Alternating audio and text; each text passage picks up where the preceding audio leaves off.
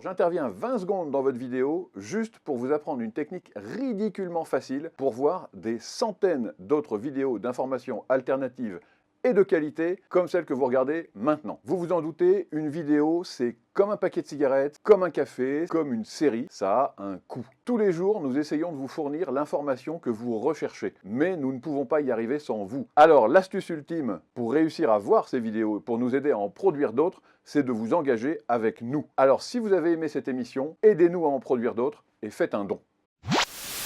Indépendance totale. 7h, 10h sur Radio Courtoisie, ligne droite, Corentin Périni.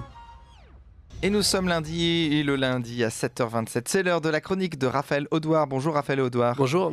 Vous êtes directeur de la Fondation Identité et Démocratie et la semaine dernière, la Fondation Identité et Démocratie a publié un sondage sur l'immigration. Alors, est-ce que vous pouvez nous en dire un peu plus ? Oui, tout à fait. Il s'agit d'un sondage réalisé par l'Institut Participation qui a été réalisé dans 5 pays qui sont représentés au sein du Parti Identité et Démocratie. Donc, ces pays, c'est l'Allemagne, la France, les Pays-Bas, l'Italie et la Tchéquie.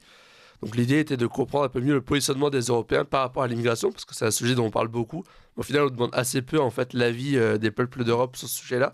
Donc l'objectif de ce sondage était de pouvoir donner la parole aux Européens pour permettre d'exprimer leur avis au sujet de l'immigration. Mais alors, quels sont les principaux enseignements de ce sondage ? Tout d'abord, on s'est intéressé de savoir si pour les différentes personnes interrogées, l'immigration était un sujet prioritaire ou non, parce que parfois, quand on entend les médias ou certains partis libéraux ou de gauche, on a l'impression que l'immigration, en fait, les gens s'y intéressent pas, c'est juste une construction médiatique ou alors une construction des partis patriotes. Et on voit en fait que 80 à 90% des personnes interrogées, donc ça dépend en fonction des pays, considèrent que c'est un sujet prioritaire ou important. Donc en fait, quel que soit le pays concerné, on voit que c'est un sujet important. Et quand on les interroge sur est-ce qu'ils voient un lien entre immigration et insécurité, on a 75 à 80% des personnes interrogées qui considèrent que l'immigration aggrave l'insécurité en Europe. Et de manière plus générale, entre 60 et 80% des personnes interrogées, donc une vaste majorité, qui considèrent que l'immigration joue un rôle négatif dans leur pays. Donc on voit bien en fait que dans l'opinion publique, les gens peuvent avoir des opinions différentes à propos de l'explication de ces phénomènes-là. Il n'y a plus vraiment de débat sur les conséquences de l'immigration dans les pays d'Europe. Et on voit que les gens ont une forte hostilité envers l'immigration, en tout cas envers l'immigration telle qu'elle est faite aujourd'hui. Mais alors, y a-t-il des différences entre les pays d'Europe ?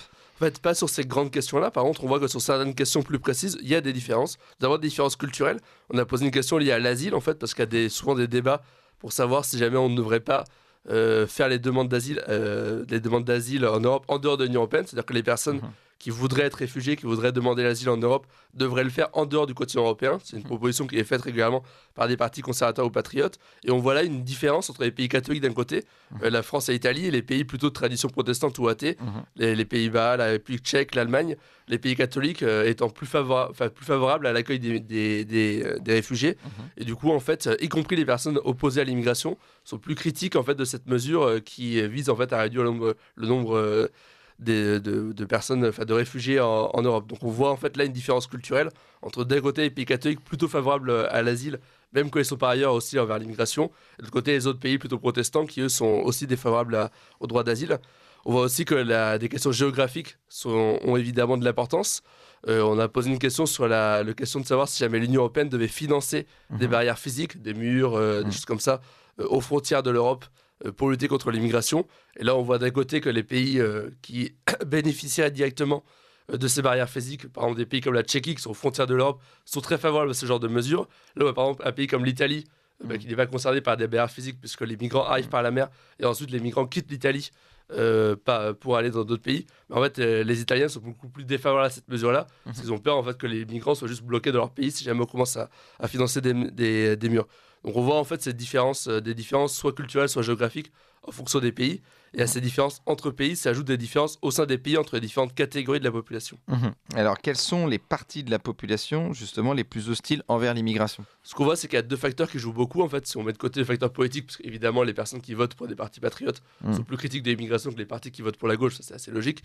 Quand on regarde vraiment les catégories socio-professionnelles, et les catégories d'âge, ce genre de choses, on voit que les personnes âgées sont plus critiques de l'immigration que les personnes jeunes. Ce qui est assez intéressant, puisqu'en fait, les personnes âgées sont celles qui votent le moins pour les partis patriotes. On voit quand on regarde dans la plupart des pays d'Europe, les personnes moins de 25 ans votent plutôt pour la gauche. Mhm. Entre 25 et 60 ans, donc les personnes actives votent plutôt pour les partis patriotes. Mhm. Et au-dessus de 60 ans, les personnes votent plutôt pour les partis soit de droite modérée, soit du centre.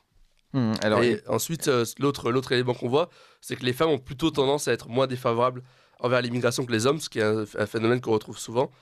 Dernier élément intéressant, en fait, le niveau d'études et le niveau de revenus qui jouent beaucoup en France. Ça veut dire que les ouvriers, les employés et les personnes qui ont un faible niveau d'études ont plutôt tendance à être critiques de l'immigration. En fait, ce phénomène-là, qui est un phénomène qu'on retrouve en France, on ne le retrouve pas dans les autres pays d'Europe. Donc c'est une spécificité française. Mais alors justement, donc, je rappelle, c'est un sondage de la Fondation Identité et Démocratie. Quels sont les autres thèmes que vous avez abordés dans ce sondage ? Et justement, comme on a une fondation européenne, on s'est intéressé au positionnement des Européens par rapport à l'Union européenne. En fait, comment est-ce que les Européens voient l'action de l'Union européenne ? On s'est intéressé à 2 thèmes. D'abord, le fait de savoir si l'Union européenne les protège ou pas. Et on voit que 70 à 80% des répondants, donc une vaste majorité, considèrent que l'Union européenne ne les protège pas des flux migratoires. On s'est intéressé au pacte européen asile et migration qui est actuellement en débat au Parlement européen. Alors déjà, une majorité d'entre eux ne savent pas ce qu'est le pacte asile et migration. Mais on s'est interrogé sur un sujet précis, en fait, qui est que ce que propose l'Union européenne, c'est qu'il y ait une répartition obligatoire des migrants entre les différents pays de l'Union européenne et qu'un pays qui refuserait d'accueillir les migrants qui lui sont dévolus devrait payer 20 000 € d'amende par migrant, en fait. Donc, on a demandé aux Européens ce qu'ils en pensaient. Et là, on trouve une très grande division en fonction des pays. On voit que des pays comme l'Italie ou l'Allemagne, qui ont déjà beaucoup d'immigrés, en fait, sont plutôt favorables à la mesure, parce qu'ils y voient une façon, en fait, de se débarrasser d'une partie des migrants vers d'autres pays. Là où un pays comme la Tchéquie, par exemple, qui a très peu de migrants aujourd'hui, a bien conscience qu'une telle mesure entraînerait une arrivée massive de migrants sur son territoire, et du coup est très défavorable. Enfin, le dernier sujet que nous avons apporté, c'est celui de la natalité. Et justement, quelle est la position des Européens sur la question de la natalité ? En fait, pour nous, c'est un sujet important parce que, pour rappel, on voit qu'il y a une très forte baisse de la natalité un peu partout en Europe. On est très en deçà des 2,1 enfants par femme nécessaires pour que la société continue. En fait, en Italie, par exemple, on est 1,24 enfants par femme. En Espagne, c'est 1,26. En Allemagne, c'est à 53. Et même en France, qui était plutôt dans une bonne situation, on est tombé sous la barre des 2 enfants par femme avec 1,8. Et en face de ça, on voit qu'il y a une forte démographie africaine. Et du coup, de plus en plus de personnes dans l'Union européenne, chez les partis libéraux, proposent en fait de compenser la faible natalité en Europe par l'immigration venue notamment d'Afrique. Or, on voit en fait qu'il y a une très forte hostilité à cette mesure-là. Entre 60 et 80%, en fonction des pays, des personnes interrogées sont défavorables au fait de compenser la baisse de la natalité par l'immigration venue notamment des pays d'Afrique. Et à l'inverse de ça, quand on les interroge sur la possibilité de régler ce problème démographique par des politiques incitatives pour relancer la natalité, on voit que plus de 70% des Européens sont favorables à cette mesure-là, avec une exception qui est les Pays-Bas, où il y a une culture plus individualiste, où en fait là on voit que c'est très divisé, on est à peu près à 50-50, mais on voit en fait que majoritairement les Européens sont à la fois hostiles envers l'immigration et très favorables à des politiques natalistes. Il ne faut pas oublier d'ailleurs que ces politiques natalistes correspondent à la volonté des Européens, puisque on sait que les femmes européennes, quand on les interroge là-dessus, voudraient entre 2,3 et 2,7 enfants, donc largement au-dessus de la situation actuelle. Et on voit d'ailleurs que les politiques natalistes fonctionnent, puisque si on prend l'exemple de la Hongrie, on voit que le taux de fécondité depuis 2010 a augmenté de 30% grâce aux politiques natalistes d'Orban.